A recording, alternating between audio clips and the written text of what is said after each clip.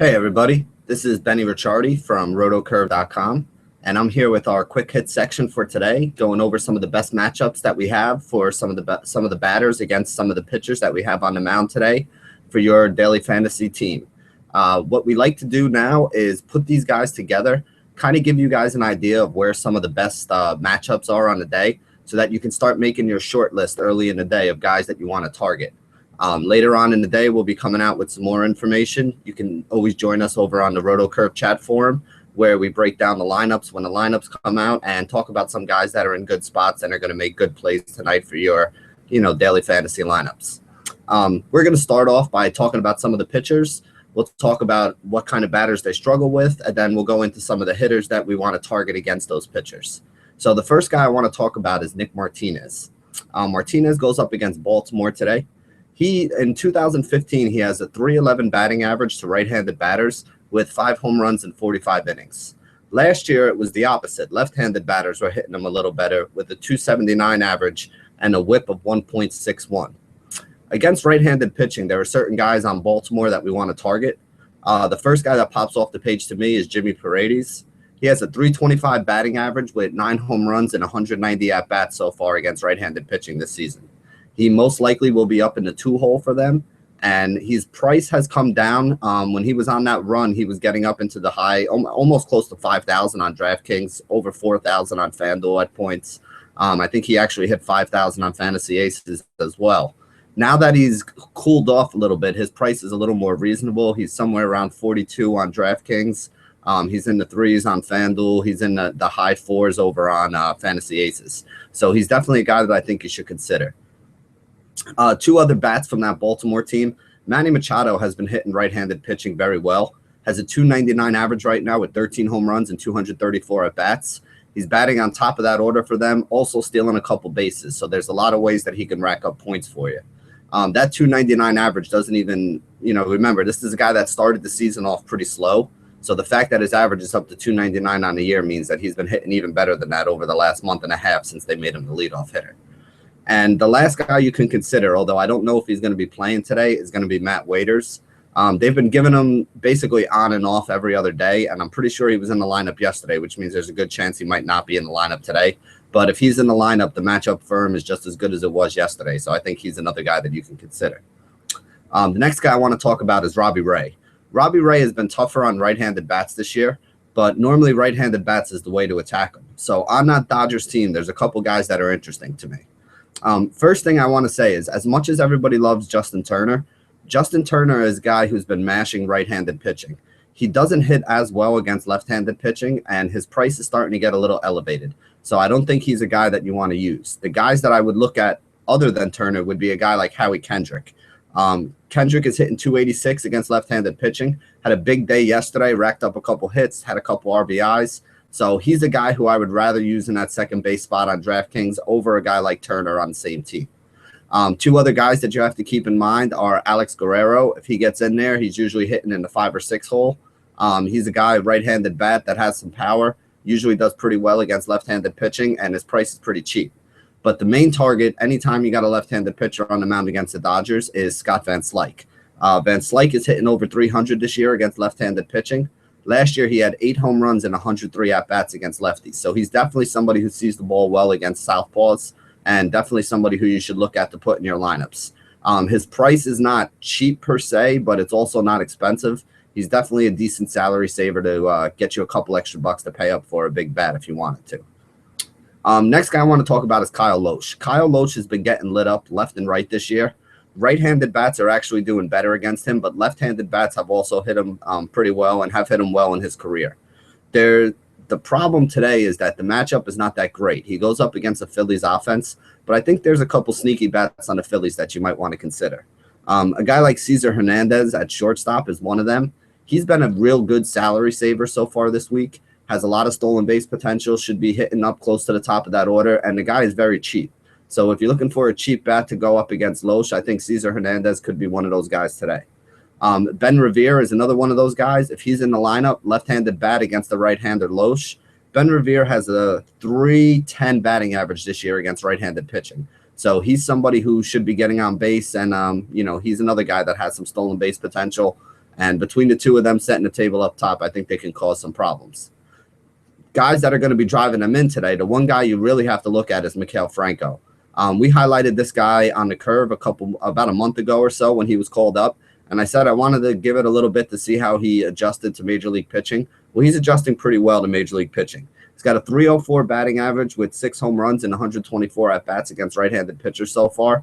And it's a good matchup and a good hitter's ballpark for him against a pitcher who basically has been getting lit up all season. So I definitely think Franco's one of those guys you might want to consider. He's probably also going to be lower owned because there are some other guys that I think people are going to go after. I feel like the Phillies bats are kind of a pariah and people decide to stay away from them. But today in a good matchup against Loesch in a good hitter's park, I definitely think you can look at some of these Phillies for your cash game and for upside in your GPPs.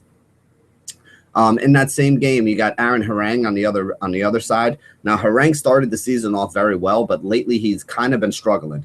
The way you want to attack a guy like him is with left-handed bats. So there's two guys that I'm really looking at on Milwaukee. The first one is Gerardo Parra. He's hitting 300 so far this year and already has 22 extra base hits and only 198 at-bats. So he's somebody that's definitely been producing. His price is cheap all over, and he's a really good salary saver. He's most likely going to either be leading off or hitting in the 2-hole today if they split it up righty-lefty, righty-lefty. So I definitely think you want to have some exposure to him today. Left-handed bat going up against Harang, who struggles with lefties. I think he's in a good spot. The other guy who's in a really good spot is first baseman Adam Lind. Lind has a 301 batting average with 11 home runs and 209 at-bats so far this year against right-handed pitching. Harang is a guy who has been known to get blown up sometimes. He's given up about 4 runs in each of his last 5 starts, so he's definitely somebody who I think you can target bats against. I like the lefties more than I like the righties, but if you wanted to even stack somebody up against Harang, I wouldn't argue with stacking either team in this game. I think we're going to see a lot of runs. Let's see. The next guy I wanted to talk about, we got Anderson, who's a reverse split guy going up against Arizona. I really don't love too many of the matchups here with Brett Anderson. Like I said, he's a reverse splits guy, so you probably want to use the left-handed bats, but there aren't many left-handed bats on Arizona that hit left-handed pitching well. The two guys that do hit, lefties well are Paul Goldschmidt and AJ Pollock. Pollock's got a 328 batting average this year. Goldsmith has a 387 batting average against left-handed pitching this year. So while Anderson does have some reverse splits going on, I think those are probably the two guys that you want to target. The problem is those guys are pretty expensive right now, so I don't know if it's worth paying up for them today. But they are two of the bats that are in better spots based on the numbers that you might want to consider.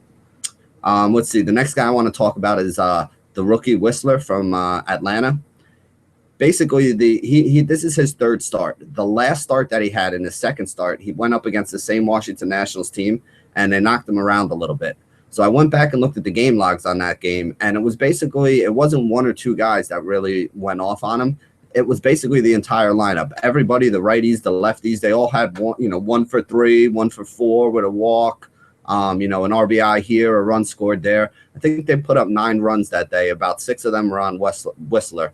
And the one guy who did stand out a little bit was Ian Desmond. Ian Desmond was 2 for 4 against them with a home run, and I think he had a home run and a double with couple runs scored, a couple RBIs. So Ian Desmond is somebody I think you can look at.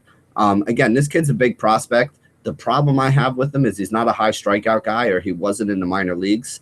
So they didn't expect him to project as a high strikeout guy up in the majors. So I definitely think if you have a team, a guy who's going to struggle to finish batters, I definitely think that there's some bats in that Washington order that have a little bit of pop and, can make something happen against them. The next guy who I think is a good guy to target against is Nathan Eovaldi of the Yankees. Eovaldi has some extreme splits. He's very tough on right-handed batters, but left-handers this year are hitting 367 against him. Last year, they hit 296 against him. So he's been struggling with left-handed batters for a while. The problem I have, as you guys all know, though, is the Angels don't really have a ton of solid left-handed bats in that lineup. The one guy that you could probably target would be Cole Calhoun. But again, even Cole Calhoun is only hitting about 265 right now against right-handed pitching. So even in his preferred split, he's still not all that great against righties.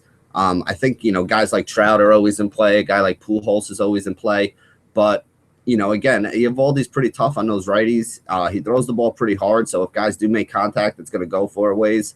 It's not a great hitter's park, so I don't really want to be paying up and targeting some of these guys on the Angels. But again, I mean, Pujols has been on fire, had another home run last night. Trout is arguably one of the best players. Well, not even arguably. He's one of the best players in baseball, period. So, I mean, if you want to pay up for these guys, you're not going to get any arguments from me. I just don't think it's a very soft spot for them today. The next guy I want to talk about is Chris Heston. Chris Heston is somebody whose name I hear mentioned a lot today, mostly because of the argument that Giancarlo Stanton is not in the lineup for Miami. But here's the problem I have with that. Heston's given up a .295 batting average to left-handed bats so far this year. Last year, in a very small sample size, he was over 400 against left-handed bats. So left-handers do hit him pretty well. You have a lot of left-handed bats that are going to be in the top 6 of that order, probably even throughout that order for the Marlins today. You're going to have D. Gordon leading off, who's a left-handed bat. He's got a .341 batting average against righties this year, so that seems to be a matchup that'll probably favor D. Gordon. Hitting in the 2-hole lately, you have Christian Yelich. Yelich is not having a great year. He's coming back. He's been battling injuries. He just came back off the injured list. Last year, he was much better, though. And one of the things that he did very well as a left-handed bat was hit right-handed pitching. So the first 2 guys up in that order are going to be tough outs for him. Batting cleanup today, you're likely to see the rookie Justin Bour. And he hit a home run last night as well. This is a guy that has some power. Again, another left-handed bat. Left-handed bats have the good splits advantage against Heston, so this is not going to be easy for him. Hitting in the 6th hole, you're probably going to have Derek Dietrich, another left-handed bat playing third base for them. Again, that's 4 solid left-handed bats in the top 6 of that order to go after Heston, and Heston's been a guy who struggled against lefties. So I think if you're looking for a sneaky stack on the day, I definitely think that the Marlins could be one of those teams that you can throw in there. I'm not a big fan of Hechavarria, but the other guy hitting 5th for them, the right-handed bat, would be Marcell Ozuna. And he's got some pretty good numbers this year, especially against left-handed pitching, though. Against righties, he's not as good, so this isn't really a great matchup for him. But again, all these guys are pretty cheap, and I think that the Marlins are going to be a team that's going to give Heston some trouble. I know I hear a lot of people talking about using Heston today, but I'm going to be honest. My bold call for the day is that I'm going to be staying very far away from this guy. Let's see. Moving on from there, we have Jose Quintana. Quintana's another guy that has extreme splits like Eovaldi. Right-handed bats are hitting about .315 against him this year. Randall Gierchuk is somebody on St. Louis who I think you can target against him. He's got a .295 batting average going up against left-handed pitching this season. Guy has a little bit of pop, and he's been finding himself up in the top 4 or 5 in that order lately, so he's definitely somebody I think is in play. Jason Hayward actually hits left-handed pitching really, really well, even though you wouldn't think that he would, being a left-handed bat. But Quintana is very tough on lefties, so I don't know if I can recommend using a guy like Hayward today. The other guy whose numbers aren't really that great, but is somebody who I always look at against the left-handed pitchers, is Johnny Peralta. Shortstop's been a really tough position to fill lately, and Peralta does have some home run upside. He does like hitting the ball against left-handed pitching, and I think that this might be a sneaky spot to roll him out. He's usually a guy that always goes lower owned than he probably should. So if you're playing in a tournament today, I think Peralta might be that way to differentiate yourself. A couple other guys I wanted to mention. You got Bartolo Colon. Colon's given up 14 home runs in 92 innings pitched already, and left-handed bats are hitting .316 against them this year. There's really 2 guys that stand out to me. There's 3 left-handed bats on the Cubs that get a lot of playing time that people consider against right-handed pitching. The one guy I'm not using today is Chris Coughlin. I just don't think he's got enough power to really take advantage of the mistakes that Colon can make. But the other 2 left-handed bats I think are definitely in play. The first one, if you need a catcher option, is Miguel Montero. Now, Montero doesn't have a high batting average, but he has 8 home runs and 166 at-bats against right-handed pitching this year. So if you have a guy like Colon who's given up a lot of home runs going up against a guy like Montero who basically is more of an all-or-nothing kind of guy, I definitely think you can use a guy like Montero as a cheap cost saver in your tournaments today. I think that he does have that home run upside, and if he gets a hold of one for cheap, he's going to really give you a leg up on the competition. The guy who I think is the safest that I use in cash and in tournaments today is going to be Anthony Rizzo. Rizzo has a .289 batting average with 14 home runs and 218 at-bats against right-handed pitching. We all know that Bartolo Colon throws nothing but fastballs, and Rizzo can hit a fastball. Actually, Montero really struggles. I was listening this morning to somebody who was breaking down Montero and talking about how he struggles with breaking pitches. So the fact that he's going to get nothing but fastballs from Cologne should also up him a little bit as well today.